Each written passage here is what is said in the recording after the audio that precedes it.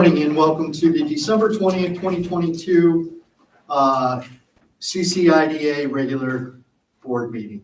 We'll go ahead and roll call ourselves in.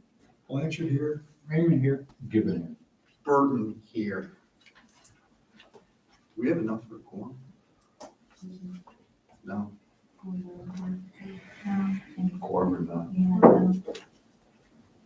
Yes. How many are on the board, Brian? 7. So we have a Four. majority. Yeah, depends on what the bylaws say, what is a. Yeah, they do, and I'm gonna have to go get them, we have them.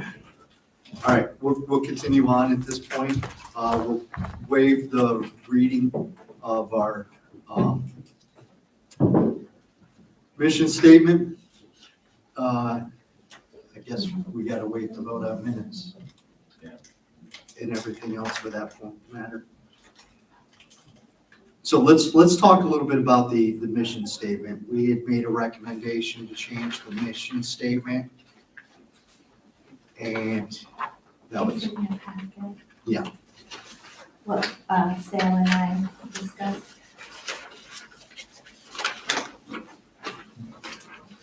And what is highlighted was what we added.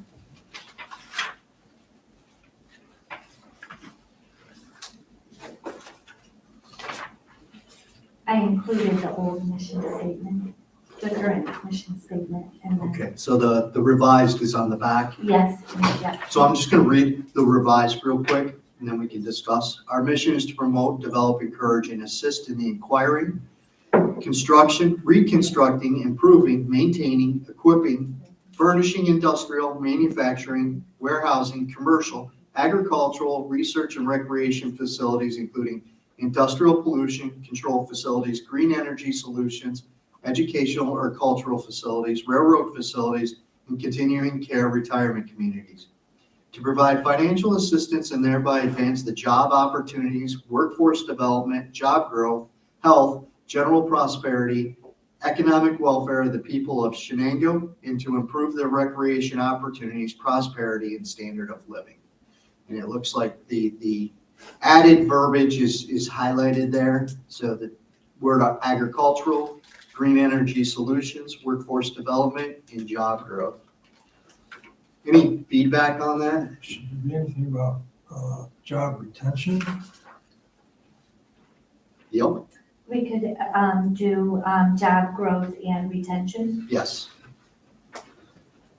As long as we have a majority, Brian, it constitutes a quorum. Thank you. Appreciate that, Seth. So we're going to add, after job growth, we're going to add and And retention. retention. All right, so I guess next meeting we'll come back with one more revision and then we can, Okay. and then we'll vote on changing it. Nice way to open 2023. Anything else that anybody feels should be added or deleted? Captured what you guys wanted originally with agriculture, right? Agricultural and green energy and workforce development, now growth and retention. Good. Okay, need a motion to approve the minutes of November 16, 2022. So move. Okay, need a second? Given second. Okay, any discussion? Hearing none, we'll vote. Blanchard, aye. Raymond, aye. Given that. Bert and I. Financial report, I'll turn it over to Kat. Okay, so the checking account still looks good. And, really no changes except for, I did catch up the billing for utilities to Protel. And, they did send payments for the, utility bills this month, so they'll show on the December financials. And, I'll still keep billing them until I get a final bill from NICEAG that they got it in their name. Okay. And, so the overall profit or net revenue, net activities, 140,000 for the year.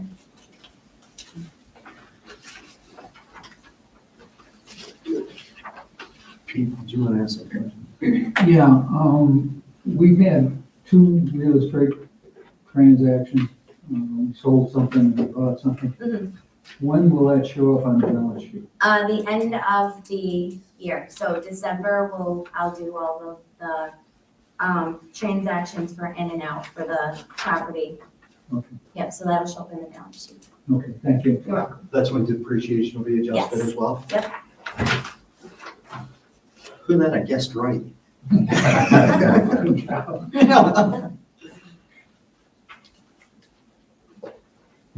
Get a question too, I mean, and the three Barb, I see the increase that we have is in the insurance for the kids' school building, bringing in, how long will we have that before it gets transferred off ours?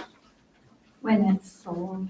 You got any idea now? Because I thought we already had agreed to sell it to. Yes, Okay. the lawyers, I was gonna discuss that down here. Yes, the lawyers are.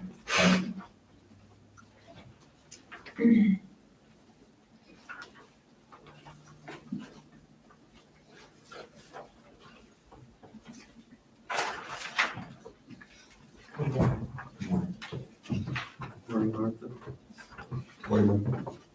Minutes show that Martha. Please, thank you. Anything else on financials? Okay. Need a motion to approve the financials of November 30th. Any second? Second? Any discussion? Hearing none, we'll vote. Blanchard, aye. Raymond, aye. Ryan, Give it on. Bert and I. Bills and invoices. So there were some questions of why we're still getting billed for airport and utilities, but you were able to answer those because you're still getting bills. Barb was gonna double check with them that it's been changed over into their name so that we can get a final reading. But we just want to make sure that last one gets filled out too. Yes. Good. Need a motion to accept bills and invoices? So moved. Given second. Any discussion, any further discussion? Hearing none, we'll vote. Blanchard, aye. Raymond, aye. Ryan, I. Given that. Bert and I. Good. Executive Director update. That's you, Sal. I got it. Two things that I want you guys to consider. First of all, P, I'm gonna be down in Greene in the middle of January. I'm not sure because I confirmed it over the weekend and I was traveling yesterday, but I think it's June 16th. There's a new company down there called Coco June. They're a 30-person manufacturing company that's making yogurt out of coconut. And I'm imagining they're leveraging the electric power down there. I can't imagine what made them. They're from the city. They've reorganized here. They spent time up here. They're talking about expanding. They reached out to me through Tioga Bank, reached out to Barb, spoke to a woman there. So we're going to go down and pursue that. We met again. You guys understand we have Steve Harris coming in to help us with an update on the pilot programs. I have another one, Brian. I'm not sure whether this one will go through DCC or the IDA, and that's just my lack of understanding. We met recently with Moravido Fuel Group, and there's a property down on Mitchell Street that has been, used to be a fuel group. It was 4 lots. I'm working with Eric Scribner. We're going to try to put those lots together and then put out an RFP to develop them into housing. There's a need for moderate level housing here in the city. Eric has a pretty good plan for it. We presented it to Joe Moravido last week. He was completely supportive of it. We don't want to take it off the tax roll, so he's willing to hold on to it while we conduct the RFP and then help us review them and make a final decision. I don't know how to orchestrate eventually whether that'll be a payment in lieu of taxes, how to do that as the developer gets it, but obviously I'll try to figure out who to engage, whether it's the DCC board or the IDA board, and Eric will help me figure that out, okay? So do you just my own edification, would that be the type of thing that would fall here or there, Brian? I believe that would actually be city. City, but DCC then, or an IDA type of project? Are you looking just to get like a relief on the taxes? Yeah, what we'd like to figure out Or is an to do, investment into it? what we'd like to figure out how to do is get a developer to come in, invest in that piece of property, tell us what his plans are, get some type of performance bond in place so that he's committed to do that, but not have to worry about having his taxes go up while the property's being developed until 5 or 6 new properties are put on the tax roll. Does that make sense to you? it's complicated, right? So what I'd like to do is it's assessed at 200 grand right now. All right, so all four pieces come out to about 200 grand, 13 grand in taxes, roughly, is what's on the tax rolls, right? I would like to give a developer the opportunity to pay next to nothing or whatever they want. Rapidos will do it, I think, for a donation in their name. They were going to give it to us, and we didn't want it because we didn't want to take it off the tax rolls, right? So how do we then develop it and not create a tax burden for the developer? That's my question. And where would I best try to solve that puzzle? Here in the DCC, or I'm sorry, here in the IDA or through the DCC? This is I I'm don't trying think to. either of us, I think the city, Yeah, I agree with Brian. The city. Yeah. Neither one. neither one of us. Let them run that whole thing. Yeah, Okay, I appreciate that. That's exactly what I need to know. And then I think the other thing, the last thing, Brian, for the board to consider is this board's all appointed by the county board of supervisors. We're going to be sending out, you guys saw letters regarding whether or not people want to continue to serve. George, obviously, this board is up, it serves at your discretion for as long as you want it to, as long as the county board of supervisors wants it to. I don't know what the process is for how, but I know did he that, say neither do I? right. So I think it's probably worth, we do know the process, we have it documented, and we'll send it out to you. That's the question, that's why the bylaws were out and Brianna had them. But I think the board just needs to consider, is this board, who wants to continue? How do you guys, orchestrate and communicate that with the county board of supervisors? We will help with all of that, obviously. I think that's it. We spent some time with that, and we realized and recognized that this board is completely, assembled by the board of supervisors and serves at their discretion. And Brian's seat is in perpetuity and doesn't count towards any time of service on the Commerce Chenango board. Does everybody know that already? You all knew that? Yeah. Okay. I don't think there's terms on this board. No, it's just the annual reorg meeting for officers. Right. But no terms on this board. The 40 years, it's been whoever wanted to retire, retired off the board, Right. and just give it a letter of Resignation, yeah. And so, as a point of discussion, and I think we should consider it, is that, Brian, we've talked a lot about, is it possible to have one economic developer? As we consider trying to simplify the overall Commerce Chenango and improve our effectiveness, could this board be the same board for the DCC?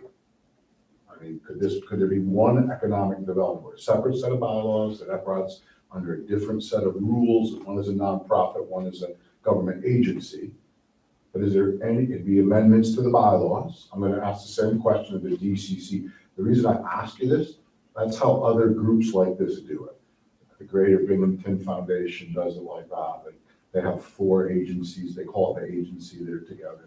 They try to consolidate their economic development efforts in one area, and the majority of their economic development efforts are run through their IDA.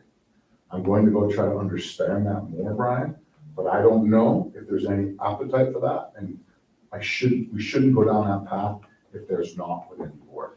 There are appetites to consolidate and simplify the process over the overarching Commerce Chenango board, but I got plenty to do, so I'm not trying to bite off anything that nobody wants time with.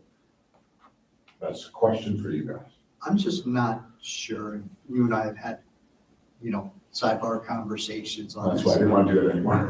Yeah, of how that would actually happen in this instance, because you're talking about a government entity and a private entity essentially, right?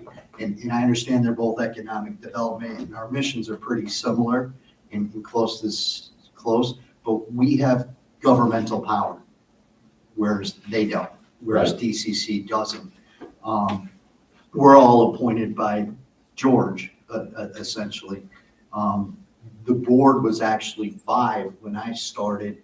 When Carrie came on board, she got it increased to 7. Had 2 new members.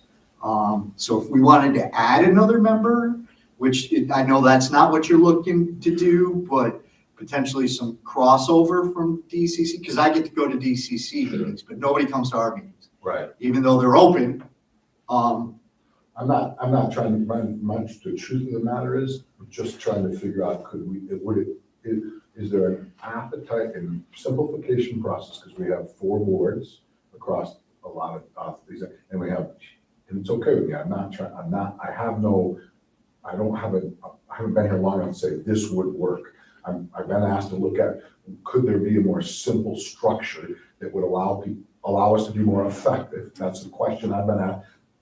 I've actually gone out to meet with some other chamber people. I know in Binghamton, when I met with the woman there, she said that's how we do it, because I'm trying to figure out how to be effective in this. This is the economic development role is the most important role, right, Brian? Trying to do this is where I'm trying to be the most effective. And Sure. so how to do that, this is a question. And when she told me the majority of projects seem to run through their IDA, and it appears in our organization, the majority runs through the DCC. I'm not sure why, and it appears, again, this is just my opinion, appearance. We have more financial people on this board than we do on the other board, right? So as we think about leasing and different projects that I'm talking about, in some instances, I could be very clear to say, I'm comfortable with the county board of supervisors supporting this board and saying they're responsible for economic development in the county. We are collectively. The size of the board doesn't matter to me. It's just how effective would one board be? 2 sets of, nothing precludes you from serving on any other board like the Youth Bureau. You can serve on a completely separate board, and you could have it be, those bylaws for the DCC would have to say that board is appointed by the county board of supervisors, right? I mean, that's all they would have to do. And then operate under those same bylaws. I'm not a lawyer, so I don't know this. And again, I have no skin in this game. I'm asking you guys to think about it, because we're going to come together with an executive group, Brian, with you and the other presidents of the boards, I think, to say, okay, does this make sense, or is there no appetite for this whatsoever? And I'm okay with it if there's not. Any feedback? I would like to know, I mean, is there any circumstances where there will be a conflict of interest of having the board merge? I don't know that. Be a question. Yeah, I think we need to do a little bit more homework on this and perhaps see how it might work. Certainly the idea of streamlining it is valuable, I think, also at the county. And I really think, once again, I pushed for in the last year and a half is improving communication between Commerce Chenango, the IDA, the county board, and so forth, countywide, so we can see what's going to happen with that. I think it's worthwhile exploring a little bit more. And as Martha said, are there going to be potential conflicts of interest? Certainly people can serve on multiple boards. The problem that I think may be out there is that there's conflicts in time and conflicts as far as the ability. I'm looking at myself. How many meetings can you possibly get to? That's what I'm trying to reduce. So, right. Honestly, I'm trying to reduce that, George, for people like you who come to all my meetings, honestly. I mean, I love you to do that. And I'm trying to make sure the people like you that do that have kind of the most influence over stuff. Does that make sense? I mean, the people that come and participate the most are the ones that you say, hey, can I make it easier for them? And can I get them involved in more things? But I don't know if it's possible, and I don't know, but if there was no appetite, I wasn't going to keep exploring it. So in the end, I think the final decision would be up to George, whether Maybe we up to wanted county to or board. not, because if the county board Okay. would have that final say. And what I'll do is I'll talk with Zach Went with our attorney to see if legally there are any sort of obstacles to this, or whether or not it's an idea that's doable.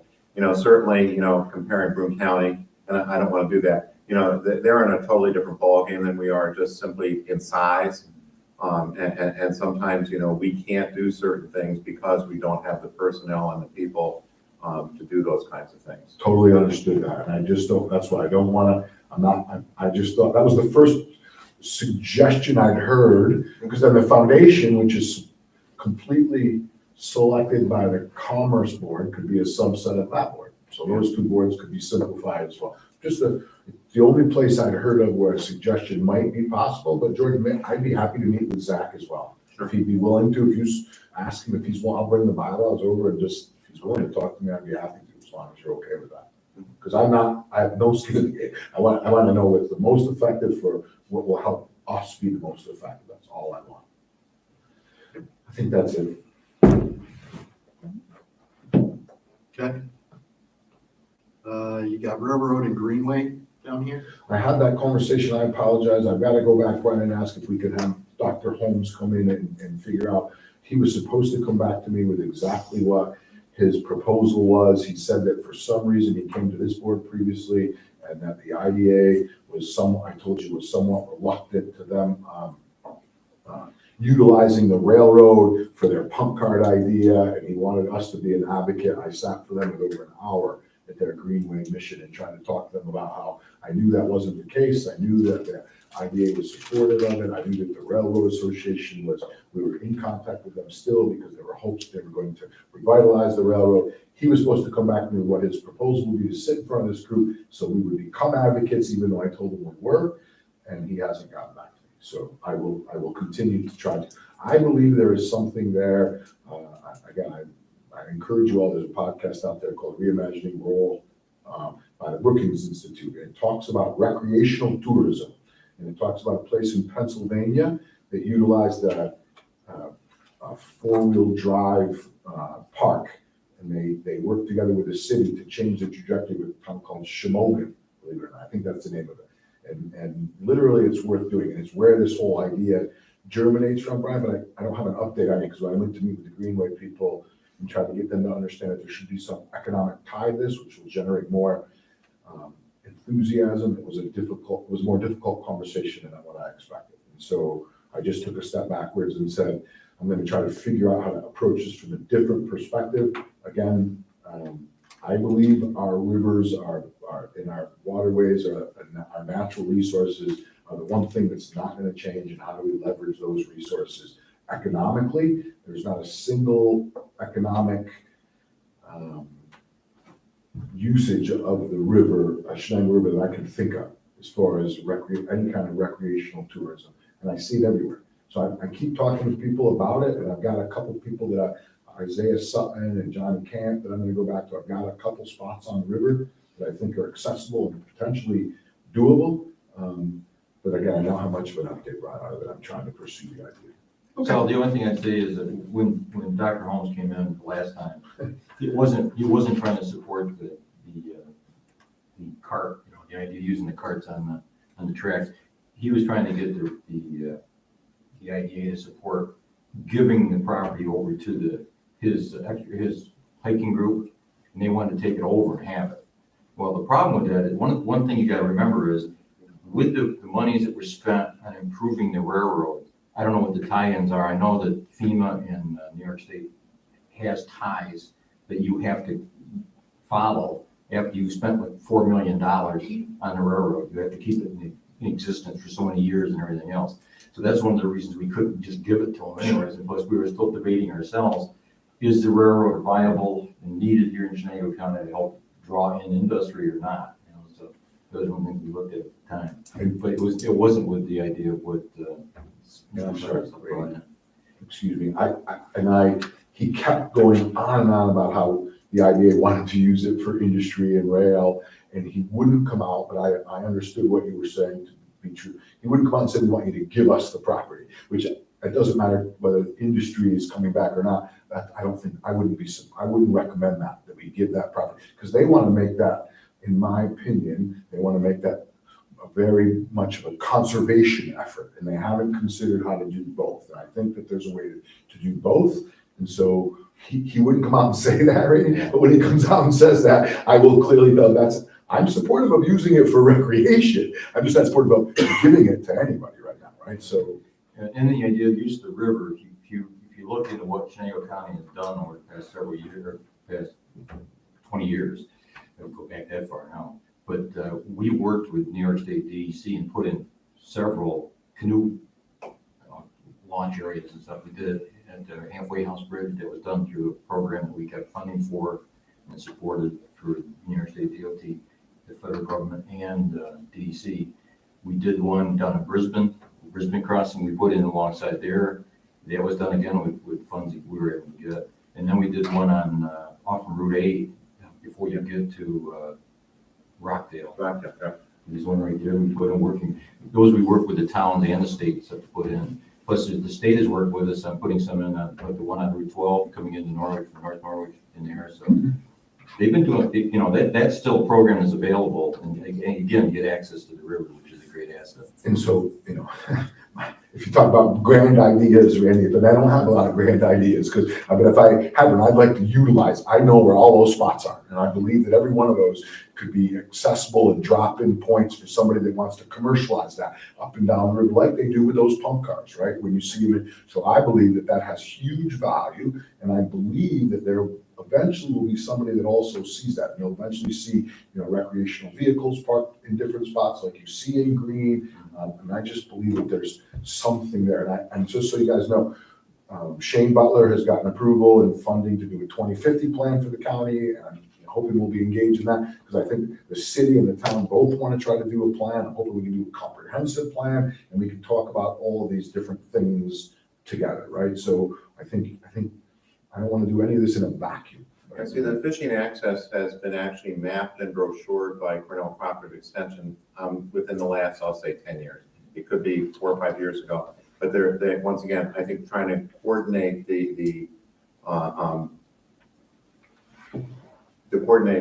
public, whatever perception of what's there and knowledge of what's there is something that doesn't always happen. And our job is to create knowledge and tourism, George. So I think we should do a better job, a good job with some of that. Maybe we do, but I think we can do better. Yeah, it seems in the past, there was kind of a them and us type of thing, that we do this and Commerce Chenango or Development Chenango does this, and it doesn't seem to be as collaborative as it should have been, or at least what I think should have been. I'm hoping that we can make that happen. I think there's just something that's the only, Brian, there's not really much of it up there. Other than I tried to go there, get some traction, and there wasn't much progress. Sounds good. Okay, Barb, moving on to pilot updates. Okay, first of all, I wanted to let you guys know that Kathy Joe has been in touch with Insero to do our annual audit. I believe that's February, correct? That they're gonna start working on that, and then, you know, I will contribute whatever is needed going forward. For the Smyrna Solar Farm, I haven't received any updates. Steve Harris, I believe we're gonna get him in here in January meeting to kind of guide us through, you know, the pilot and all of that stuff. That'll allow us to fill in some numbers Right, too. yes, and I've started working on a cost benefit analysis, but again, that'll have to, you know, continue on after we talk to Steve Harris. Yep. The Norbert Solar Farm, Matt Wells from BSK has been in touch with the applicant's council. They have traded councils, so the new council would like to take a look at all of the information before they go forward. So he's not expecting anything until next year, January, February, to be able to get, you know, once they go through all of the stuff. And that's all I have for the pilots. And old business, The early Clark sale, I just gave you guys, Kevin Pohl this morning sent me an amended and restated lease for you guys to look at. so Kevin had a question on that as far as the actual property layout. So Barb's gonna make sure he has the most updated appraisal, which was done 6 months ago, 8 months ago. If he still has questions after that, if he's already got that, there's a concern about a small portion of that property being sold in like 2001, but believes that stuff has been updated since, but wasn't sure. I don't know if we're gonna end up having to do a survey on this. Oh, okay. I hope not. I hope we can avoid it. But we'll go back to Kevin. They're trying to work out the details. Yeah. Okay, so that's still moving along. Okay. 5 through 7 Scott Street in Bainbridge. The last thing I heard from Coughlin and Gerhardt was, and that was December 15th, was that Steve Buchanan, who is the owner of Acton Tent Rental, was gonna stop in the office that day and sign the pre-possession agreement, and they were gonna forward us his insurance binder. I have not heard anything back as far as whether he actually did it or not. So that's still in the works. And then we moved the CCIDA mission statement up front while we're waiting to find out if we had quorum. We made some adjustments to that. Martha, it's in your packet. And there's some highlighted areas on that. There were changes, but we also added after job growth, the words and retention. Back page, backside of On the that. backside, okay. Oh, I see, okay. So that the highlights were the things that were added in, and then after job growth, we're also adding and retention. So that'll come back to us next meeting. So your next meeting will vote on it, whether we want. Yeah. To approve, Yep. Okay, thank you. that's good. New business, 2023 meeting schedules attached. You read my mind. So if you noticed, all other meetings have gone to 8:30. That's to be more cognizant of people's morning rush. Does anybody have any desire to move this meeting to 8:15, 8:30, anything of that nature? Does 8 o'clock still work for everybody here? What do you think, Dee, 7:30? Earlier the better. I don't think we were looking to go earlier. You opened it up. I know, I did. I did. That's what I get. So if everybody's in agreement with 8 AM. Okay, good. So, do we need a motion to approve the meeting schedule? Yes. Okay, need a motion to approve the meeting schedule? So moved. Second, Good. Any other discussion?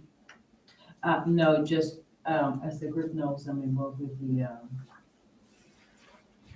ARC Leadership Academy, and I will be excusing myself from the March meeting. Okay, that's fine. Okay, hearing no other discussion, we'll vote. Pleasure, Don. Raymond, Ryan, I. Given Bergman. Do we need executive session for anything? Anybody got anything for executive session? Nada? Perfect. Need a motion to adjourn. just one thing for, Please. so, Barb, I know it's a lot of work, but do you have any idea when you'll be able to supply us the information on the pilots? As far as the Is job. the information and jobs and making sure that they're meeting their obligation under the pilot, because we talked about that at the last meeting. There's some kind of. Right, yes, and I should get that information when they fill out the questionnaire, which will go out in January, which I will need before the end of March. So at the March meeting, that information will be Thank you. available. Anything else for the good of the order? Hearing none, need a motion to adjourn? Need a second? Second. Any discussion on that? All in favor? Aye. Thank you.